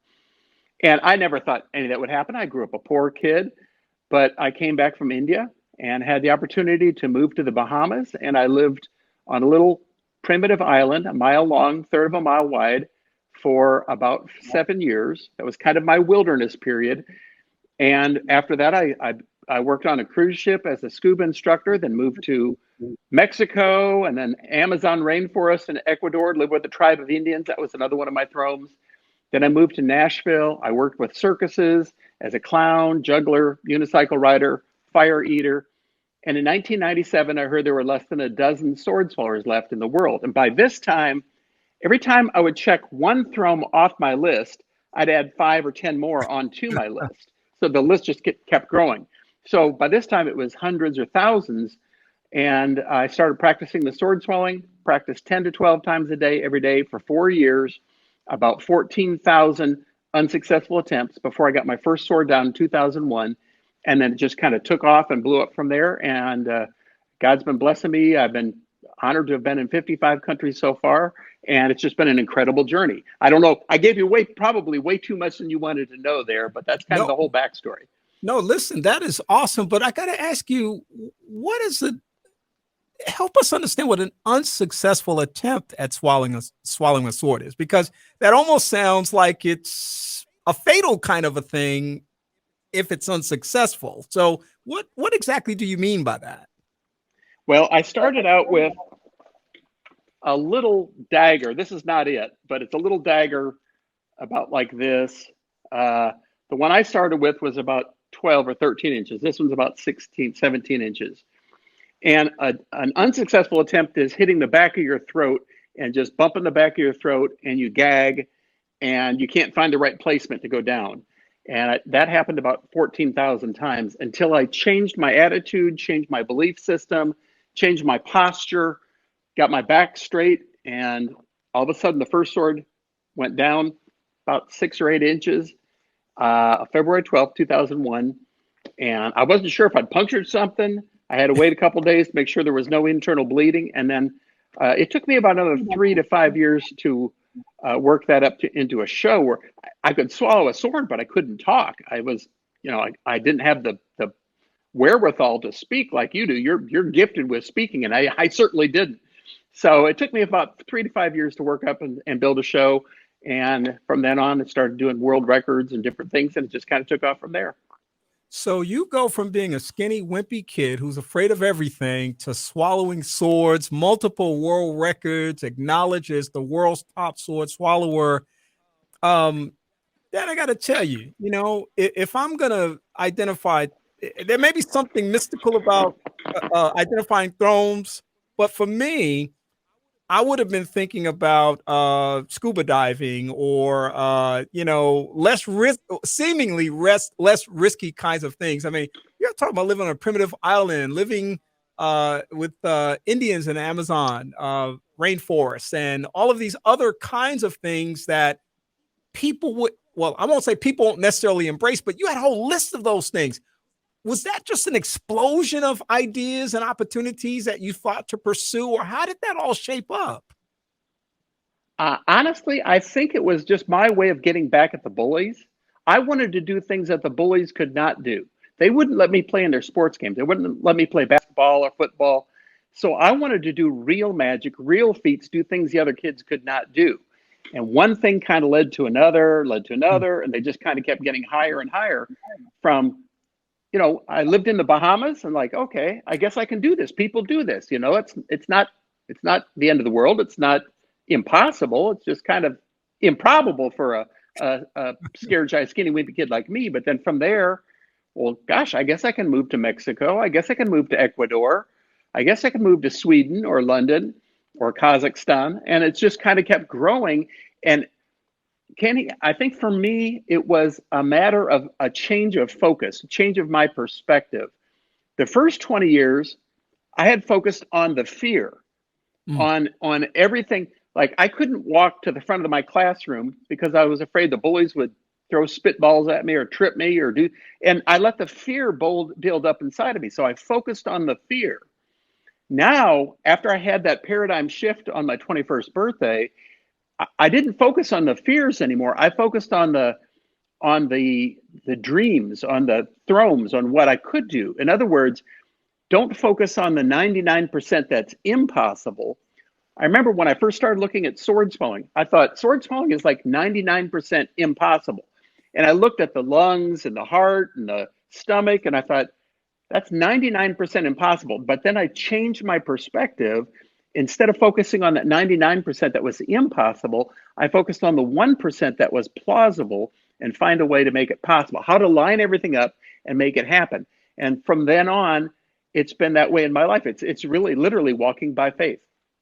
What an amazing gift to be able to embrace that perspective and use it in a way that can provide a fuller life for yourself in terms of not just cowering at everything, but actually embracing opportunities that are out there, something that a lot of people don't take advantage of because of that fear. You do corporate presentations and so much more. You speak to lots of people all over the world. What is your basic message to them as it relates to the kinds of things that you've experienced and what you're trying to get across to them? A couple things. Number one, don't focus on the fear. Focus on your dreams. Focus on what's almost impossible, but find a way to make it possible. I think my headphones are dying. Are my mics still on? Yes. Okay, I'm still on. Okay. I think I'm about ready to die here, but I'll switch headphones. But anyhow, the other thing that I've kind of learned was it's not about the swords. It's not about the sword swallowing. It's not about showing off. It's about finding your purpose and calling, what it is you were put here on earth to do, and how that can help somebody else, what your superpower is, what your purpose and calling is. For me, it's not about the swords. Everybody thinks it's about the swords. It's not. My purpose and calling is to change the world by cutting through fear, one sword at a time, one word at a time, one knife at a time, one life at a time, to inspire others to do the impossible in their lives, to find their superpower and help them overcome fear in their lives, cut through fear in their lives. And beyond the wow and the awe that you inspire in people as they see your performance, as I had a chance to witness as well, what do people basically share with you after they see you and hear you and have a chance to engage with you? Yeah, it's very, very interesting. I'm blessed. This past year, I got to do Australia's Got Talent for a month in Australia, then Alaska State Fair, Wyoming State Fair, and people always come up after me. And I've got a little thing I need to confess. Before every show, I have to get down on my knees and put my fears to death and put my pride to death and realize it's not about me. It's not about showing off. It's not about the swords. It's about finding that person out there that I need to speak to or that I need to reach with whatever that message is for them. And after every show, people come up to me with tears in their eyes and they say, well, gee, we thought this was going to be fake. We thought it was going to be creepy. We thought it was going to be corny, sideshow. And instead, it was like a TED Talk. You kind of spun our heads around and made us realize that we can do the impossible in our lives. And people come up and they're shaking. Their hands are shaking. Their heart is racing. They're breathing fast. And what I've learned is my sword swallowing creates a kind of a chemical reaction in people of adrenaline, dopamine, serotonin, oxytocin, but really it kind of connects with people in the heart and gives them the hope that they can put their fears to death and find their dreams, follow their dreams, find their purpose and calling in their life.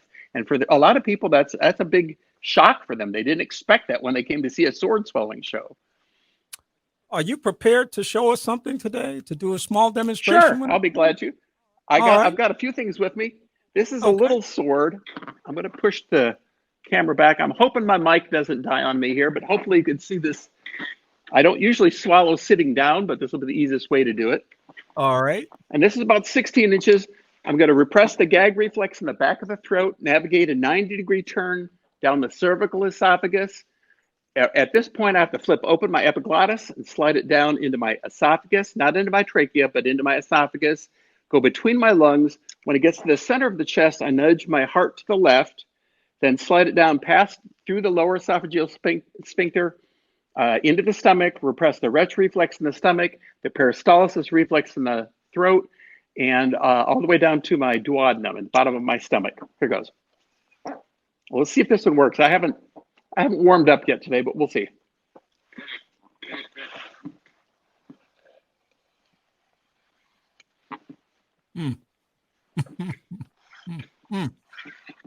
That's amazing. That's amazing. That's how Dan. it's done.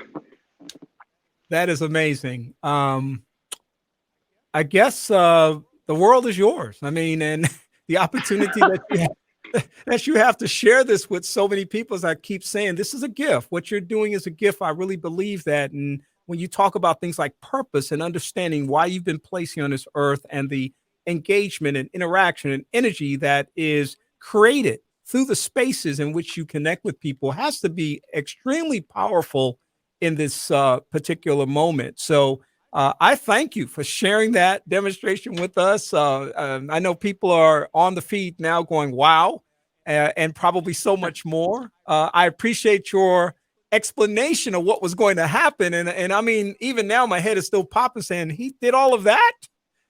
Amazing, Dan. Thank you so much for sharing your gift and talent. If people want to learn more about Dan Meyer, world's top sword swallower, you've got a social media presence, you've got a website. How would people connect with the information? The easiest way to catch me is on Cutting Edge Entertainment, INNER, entertainment.com. Or you can just Google Dan Meyer on YouTube, Facebook, Instagram, any of the other platforms. And I perform at churches. Probably 50 or 60% of what I do is churches, youth groups, youth events, outreach missions, musical events, artist things, corporate events, TED Talks, TV, and would love to come back. I live right there near Huntsville in Hartselle, Alabama, not too far away. Oh. And would love to come back to Alabama and say hi to some of my peeps there and be glad to inspire a few people to see what God has in store for them to do in their life. I'm going to reach out to him. We'll talk about that and see how we can make that happen. Dan, thank you so much for being with us this afternoon. I really appreciate you. Thank you, Kenny. Appreciate it. All right. Take care. Wow, folks. What a way to end the broadcast today.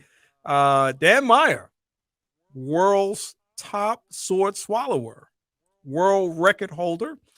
He's listed in the Ripley's, believe it or not, as the world's top sword swallower. He has 40 world records. It's seen by over 700, almost 1 billion people in 50 countries. I mean, that's quite a resume there. So glad to have him here with us this afternoon. I'm going to come back in just a moment after this big show that we've had today on the day after Christmas. And I hope that, again, that you're having a great day. I'll be back to wrap things up and let you know about what's happening on next week. I'll be right back. Perhaps you have some ideas, comments, or suggestions that you would like to share. Or perhaps you'd like to be a guest on the broadcast. We'd love to hear from you. Please feel free to email Kenny Anderson at mxlife@aol.com, or you can like us on the Second Chance Facebook page. That's 2ND Chance. And now, back to more of Second Chance with Kenny Anderson.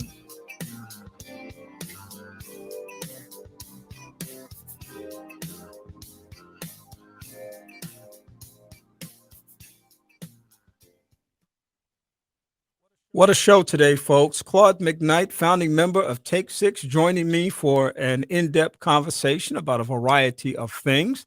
Also joined by Kendric Holder, my co-op student in the Governor's Office of Minority Affairs, HBCU co-op program, giving us a little update on the holiday spirit and more. Also talking with my man, Jonathan Slocumb, comedian extraordinaire, and all the great information that he had to share, of course. Travion Crutcher, former member of the 100 Black Men, Greater Huntsville chapters, Men of Tomorrow, all grown up now, getting ready to graduate from TSU with a degree in mechanical engineering. We wish him the best. And of course, world's top sword swallower, Dan Meyer, joining us on this afternoon as well. What a show, folks. That's all I can say. I hope you all enjoy the rest of the week as we approach the new year. Remember, again, today is the first day of Kwanzaa. Habaragani is the question. Umoja is the response. That means unity. And, of course, we've got 6 more days after today to celebrate a variety of things. My favorite, of course, is tomorrow, Kujichagulia, which is self-determination. And we, of course, look forward to sharing again on social media, as I do every year, the 7 principles of Kwanzaa. In the meantime, get ready for next week, 2022. The calendar turns. It's the What's Going On Social and Political Roundtable with the fellas on January the 2nd, 2022. We look forward to having that conversation live here in the studio at that time, and we look forward to our big 2022. In the meantime, I hope that you have a great rest of the week. And remember, as always, knowledge is better than riches. Have a great afternoon. We'll talk again soon. Bye-bye. Thank you for tuning in to Second Chance. We hope that the information that was shared has been a blessing to you and that your life will be enriched as a result of it. We'd love to hear from you. So please send your email comments to Kenneth Anderson at mxlife@aol.com. That's mxlife@aol.com. And check out our Facebook page, 2ND Chance. That's 2ND Chance. In the meantime, have a great week, and we'll talk to you again next week. Good day.